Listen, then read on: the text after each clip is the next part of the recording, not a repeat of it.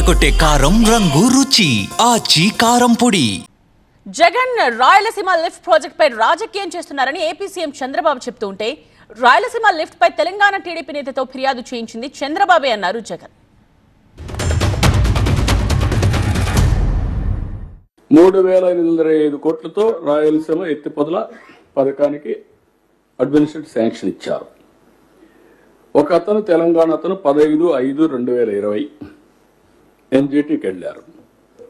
25/5/2020లో ఆయన ఒక ఆర్డర్ ఇచ్చాడు. ప్రాజెక్ట్ని మీకు ఫీజిబిలిటీ రిపోర్ట్ ఉందా, అనుమతులు ఉన్నాయా, సబ్మిట్ చేయమని అడిగాడు.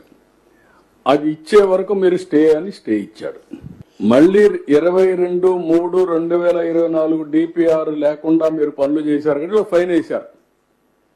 2,65,00,000 వేశారు.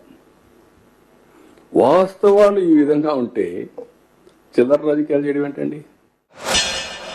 800 అడుగుల్లోనే మనం కూడా 3 టీఎంసీలు నీటిని తీసుకొని వెళ్ళే వెసులుబాటు క్రియేట్ చేసాం. దాదాపుగా 1000 కోట్లు ఖర్చు పెట్టి పనులు కూడా చకచక పనులు కూడా జరిగాయి. మా ప్రభుత్వానికి పేరు వస్తుందని ఈ ప్రాజెక్ట్ ఎక్కడ పూర్తవుతే ఎక్కడ జగన్కు మంచి పేరు వస్తుందేమో అని చంద్రబాబు నాయుడు గారు తన టీడీపీ కార్యకర్తల చేత దీన్ని అడ్డుకునే కార్యక్రమంలో భాగంగా కేసులు కూడా వేయించిన వ్యక్తి చంద్రబాబు నాయుడు.